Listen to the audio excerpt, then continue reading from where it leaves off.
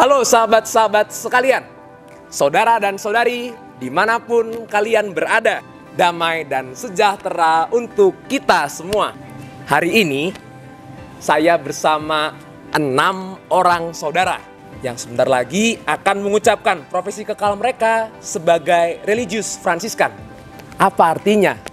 Artinya mereka secara definitif akan menjadi anggota persaudaraan Fransiskan atau Ordo Saudara-Saudara Dina dari Provinsi Santo Mikael Malaikat Agung, Indonesia. Boleh dong kita kenalan dengan satu-satu dari mereka. Kita beralih dari ujung paling kanan. Ada Saudara Banus. Halo semua. Ada Saudara Bona. Halo. Ada Saudara Vanus. Hai. Ada Saudara Fertsan. Halo. Ada Saudara Pile. Halo guys. Dan ada Saudara Johan. Halo guys. Ngomong-ngomong tentang kaul kekal nih, tentu banyak banget yang pengen tahu cerita-cerita, kisah-kisah perjalanan panggilan saudara-saudara kita ini. Maka dari itu, saya pengen dong teman-teman saudara-saudara kita ini berbagi cerita dengan teman-teman yang ada dimanapun mereka berada. Boleh dong kasih tahu apa saja sih kesiapan-kesiapan atau hal-hal apa saja yang telah dibangun sejak awal sehingga masuk OFM, dan pada akhirnya juga kalau boleh berbagi apa yang semakin memantapkan tekad kehendak untuk mengikrarkan kaul kekal. Kita mulai dari paling sebelah saya, Saudara Johan. Silakan Saudara Johan. Baik, terima kasih Saudara Vincent. Ada 2 hal yang menjadi kunci utama dalam perjalanan panggilan saya. Yang pertama itu komitmen, dan yang kedua adalah konsisten. Pertama, saya berkomitmen untuk memilih Fransiskan, dan itu adalah pilihan saya sendiri. Dan yang kedua, saya konsisten dengan apa yang sudah saya pilih. Jadi sekarang saya tetap menjalani dan menjadi seorang Fransiskan. Karena panggilan ini bukan hanya dari Allah saja, tetapi juga kita sendiri yang menentukan panggilan kita. Jadi dua-duanya saling terhubung satu sama lain. Sekian. Terima kasih Saudara Johan. Menarik ya, ada 2 pihak. Dan kemudian kita sekarang beralih ke Saudara Pile. Silakan Saudara Pile. Ya, baik saudara-saudara. 2 hal yang saya persiapkan dalam hidup saya untuk menjadi seorang Fransiskan. Yang pertama itu menjaga kesehatan fisik. Saya pikir kesehatan menjadi hal yang penting untuk saya terus melanjutkan perjuangan saya dalam panggilan sebagai seorang Fransiskan. Yang kedua adalah soal kesetiaan pada pilihan yang sudah saya tentukan sejak awal, sehingga hal-hal yang lain itu mungkin menjadi prioritas kedua. Itu saja Saudara Vincent. Terima kasih Saudara Pile yang tadi sudah menekankan soal kesehatan tubuh untuk kesiapan menjadi seorang Saudara Dina. Sekarang Saudara Fertsan, silakan.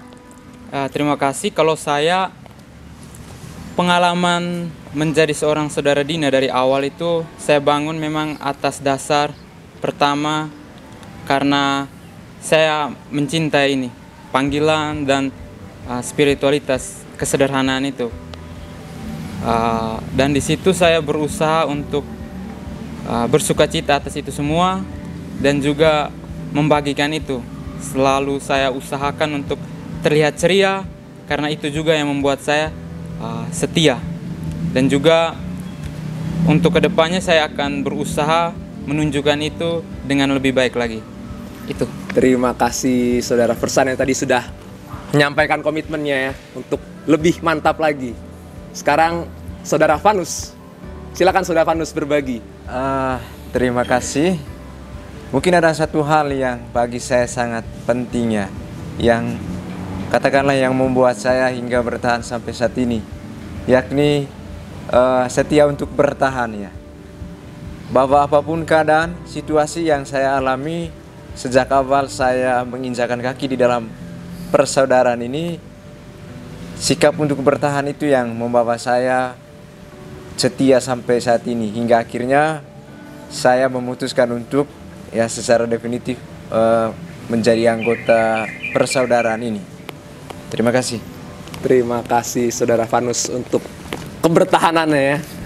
Kemudian juga kita mau dengar dari Saudara Bona. Oke, terima kasih. Kalau dari saya tertarik menjadi Fransiskan karena saya melihat para saudara Fransiskan itu menampilkan aura ya, aura yang agung bagi saya. Nah, lantas saya berpikir, apa yang membuat mereka agung gitu ya, mulia.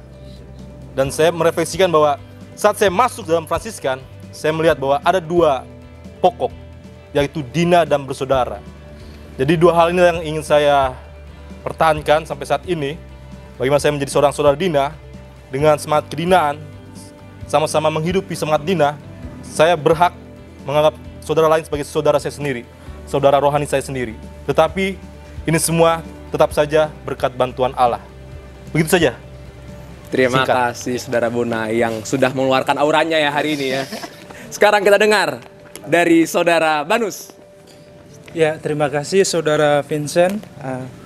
Sama seperti saudara-saudara saya yang lain, setidaknya saya menemukan ada dua pokok yang menjadi kekuatan bagi saya dalam menjalani panggilan ini. Tentunya yang pertama, saya sebagai seorang Fransiskan menyadari bahwa ya perjalanan panggilan ini bukan hanya kekuatan dari saya sendiri. Maka yang pertama itu karena saya meyakini bahwa Allah sungguh berkarya dalam diri saudara-saudara saya dan juga dalam diri saya tentu saja, sehingga saya akhirnya masuk dalam poin yang kedua, itu mampu memelihara apa yang telah saya pilih. Dan itulah yang kemudian memampukan saya berjalan sampai pada memutuskan dengan sadar dan bebas untuk mengikrarkan profesi kekal dalam persaudaraan ini. Terima kasih Saudara Vincent. Terima kasih Saudara Banus.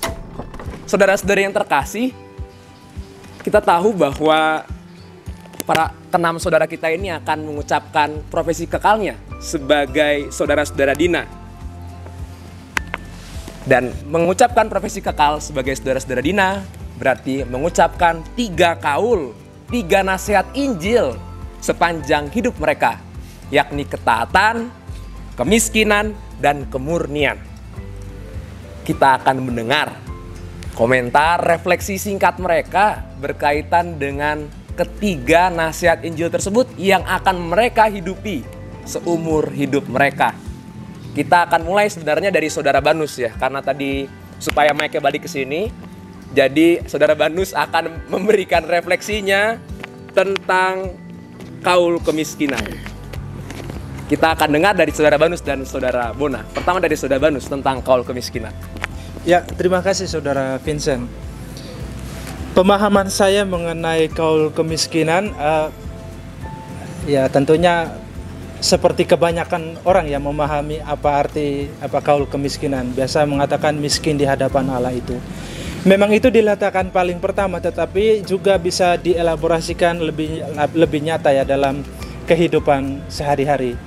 Dan akhirnya saya menemukan suatu kesadaran bahwa pilihan untuk menjadi miskin itu berkaitan dengan juga sikap kerendahan hati. Saya mampu bersikap rendah hati di hadapan Allah yang saya imani, yang juga memberi kekuatan bagi saya. Dan juga bersikap rendah hati kepada sesama saudara saya. Menganggap diri saya tidak memiliki apa-apa, dan itulah saya mempunyai kerendahan hati, keterbukaan hati itu untuk membutuhkan bantuan atau uluran kasih dari saudara-saudara di sekitar saya. Itulah paham kemiskinan itu. Akhirnya menjadikan saya sebagai manusia yang lebih terbuka. Terima kasih. Terima kasih. Mengucapkan kaul kemiskinan juga berarti tidak melupakan kerendahan hati. Terima kasih Saudara Banus. Sekarang Saudara Bona. Oke, tentang baik. kaul kemiskinan. Terima kasih Saudara Vincent. Bagi saya ada dua pokok penting secara jasmani dan rohani. Secara jasmani saya renungkan bahwa kaul kemiskinan adalah memakai tanpa memiliki, ya. Kita bisa memakai segala barang yang ada di dunia ini, tapi tanpa rasa memiliki, tanpa rasa kelekatan, begitu. Supaya menghindari dosa ketamakan. Itu yang pertama. Kemudian yang kedua, bagi saya kemiskinan dalam roh. Saya merasa adalah orang berdosa, sehingga saya memposisikan diri saya sebagai bejana, tanah liat yang kosong, yang perlu diisi. Itulah pengosongan diri. Jadi ada 2 poin itu saja, Vincent. Sekian, terima kasih. Terima kasih. Tadi ingat ya, salah satu quote sudah mulai muncul. Bejana yang perlu diisi, artinya kita miskin di hadapan Allah dan kita harus senantiasa bertobat ya. Begitu Saudara Banus ya. Tadi sudah kita dengar kaul kemiskinan. Sekarang boleh dong kita mendengarkan kaul ketaatan yang akan dibawakan pengalaman, sharingnya, refleksinya oleh Saudara Vanus dan Saudara Versan. Yang pertama Saudara Vanus, silakan Saudara Vanus. Terima kasih Saudara Vincent. Berbicara tentang kaul ketaatan, ketaatan yang hadir dalam permenungan saya, pertama-tama adalah suatu sikap penyerahan diri ya terhadap sesuatu ya, entah itu institusi, entah itu pribadi yang berada di luar diri saya ya. Dalam kaitannya dengan panggilan saya, berarti ketaatan itu ya tidak lain dan tidak bukan adalah ketaatan kepada Allah ya, yang hadir melalui pimpinan ya. Itu pertama, ketaatan. Nah, dalam kaitannya dengan hal itu juga, maka ketaatan itu juga ya dalam permenungan saya direfleksikan sebagai suatu sikap kesetiaan dan komitmen pribadi untuk tetap bertahan dalam komunitas dalam situasi apapun ya. Artinya bahwa apapun yang terjadi dalam komunitas ya, tetap setia dan bertahan. Dan itulah yang namanya bagi saya ketaatan yang sempurna ya. Terima kasih. Terima kasih Saudara Vanus. Tadi ada unsur ketaatan pada pimpinan dan juga pada komunitas yang dimana para saudara itu tempat tinggalnya. Sekarang Saudara Versan, silakan. Ya, kalau menurut saya ketaatan itu berawal dari sikap rendah hati ya. Rendah hati dan pengosongan diri. Kenapa saya katakan demikian ya? Kalaupun kita membawa banyak idealisme, cita-cita, kadang kita akan stres dan tidak akan bertahan lama karena kita selalu membawa sesuatu yang menjadi milik kita. Ketika taat ya harus berani menanggalkan itu semua, mengorbankan yang paling kita cintai. Itu yang paling saya rasakan dalam hidup ini ya, kita harus berani mengorbankan itu karena Tuhan pun akan membalas itu dengan memberi apa yang kita korbankan itu lebih lagi, akan memberkati yang apa yang kita korbankan dan memberkati saya yang betul merelakan itu. Sehingga betul-betul di situ Tuhan sendiri yang melakukan segala kehendaknya melalui diri saya. Itu saja. Terima kasih Saudara Versan yang tadi sudah menyinggung betapa pentingnya itu pengorbanan dalam kaul ketaatan. Sekarang kita masuk ke kaul yang katanya sih paling susah. Ini kaul kemurnian, makanya dibutuhkan juga 2 orang yang luar biasa untuk menjawab pertanyaan-pertanyaan ini. Saudara Johan dan Saudara Pile. Yang pertama Saudara Pile akan mengomentari dan memberikan refleksinya tentang kaul kemurnian. Silakan Saudara Pile. Oke, baik. Terima kasih Saudara Vincent. Saudara-saudara, yang saya renungkan tentang kaul kemurnian ini, yang pertama itu soal hati yang tidak mendua, atau istilahnya itu tidak neko-neko ya, atau pun juga bisa diartikan sebagai mengikuti Tuhan dengan banyak motivasi atau motivasi ganda. Karena saya meyakini bahwa ketika saya memilih sesuatu dengan motivasi yang ganda atau mendua hati, perjalanan saya menjadi sangat berat begitu ya. Jadi saya perlu memurnikan hati saya untuk memilih apa yang paling terbaik bagi saya. Itu soal kemurnian. Terima kasih Saudara Vincent. Terima kasih Saudara Pile. Hati yang mendua itu tidak boleh ya. Jadi harus hati yang utuh dan terfokus. Terima kasih Saudara Pile. Sekarang Saudara Johan. Baik, terima kasih. Ini pertanyaan yang sulit ya, mengenai kaul kemurnian. Dan memang di tempat ini saya juga merefleksikan bagaimana itu kaul kemurnian. Dan saya menemukan bahwa kaul kemurnian itu adalah soal kemurnian hati kita mengikuti Tuhan. Bukan di samping kemurnian selibat artinya hidup tidak kawin dan segala macamnya itu. Jadi ya karena tidak kawin artinya kita terarah kepada Tuhan. Tidak ada lagi belok sana belok sini. Jadi semuanya menjurus kepada Tuhan.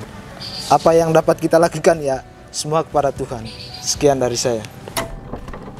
Nah, teman-teman yang terkasih, sobat-sobat dimanapun kalian semua berada, kita juga akan mendengarkan pesan-pesan yang bermakna dari mereka. Di samping mereka akan mengikuti jejak Injil Tuhan kita Yesus Kristus secara lebih radikal, mereka juga punya pesan-pesan untuk kita semua yang adalah murid-murid Kristus. Karena mereka akan mengikrarkan kesetiaan mereka selama seumur hidup mereka.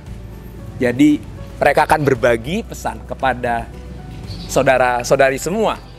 Jadi silakan dibagikan singkat saja pesannya atau quotes yang menarik, quotes yang bermakna tentang kesetiaan. Sehingga kita semua berada dalam jalan panggilan sebagai murid-murid Tuhan juga menjalankannya dengan penuh semangat, penuh sukacita, dan penuh cinta.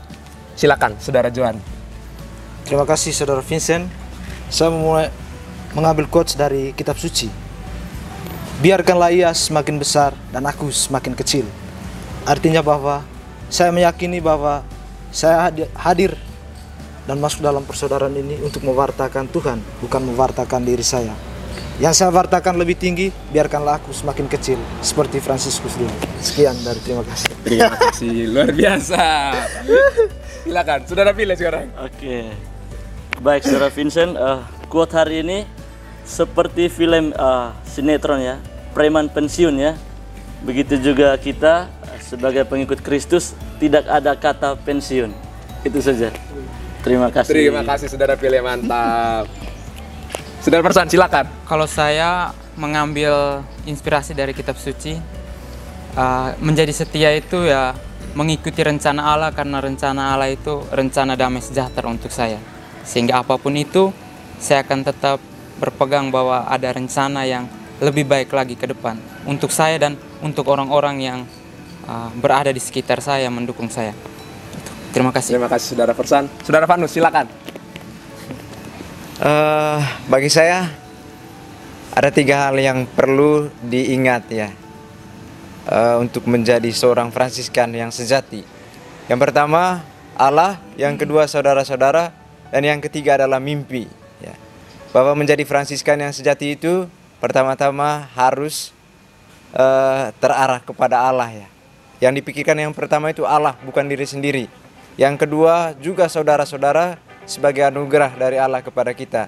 Dan yang ketiga, bersama Allah, bersama para saudara kita bergerak menuju cita-cita kita sebagai Fransiskan. Dan akhirnya saya katakan, yang mencintai Allah itu seperti udara yang tidak akan pernah habis-habisnya. Terima kasih. Terima kasih, Saudara Vanus. Saudara Bona. Oke. sampaikan. Saya menganggap diri saya sebagai bejana tanah liat ya, yang perlu diisi oleh benih-benih sabda. Karena saya merenungkan sebagai seorang saudadina, saya adalah kosong di hadapan Allah. Sehingga perlu diisi sebagai energi bagi diri saya untuk kedepannya menjadi saudara dan menjadi dina. Begitu. Terima kasih, Saudara Bona. Saudara Vanus, Ya. silakan sampaikan. Terima kasih Saudara Vincent. Jadi ya kata-kata ini berdasarkan dari seluruh yang saya refleksikan dari seluruh perjalanan hidup saya itu, saya singkatkan dengan S2 ya, yaitu syukur, yang keduanya sukacita. Terima kasih. Terima kasih. Kita boleh dong tepuk tangan untuk kita semua di sini. Luar biasa. Sudah disampaikan semua pengalaman, refleksi, dan juga komentar-komentar atas apa yang akan mereka laksanakan pada profesi kekal mereka sebagai saudara-saudara Dina. Demikian perjumpaan kita pada kesempatan ini. Kiranya kita semua semakin sehat, bersemangat, bersukacita, dan juga mari kita saling mendoakan, dan terutama untuk keenam saudara kita yang akan mengucapkan profesi kekalnya. Dadah semuanya.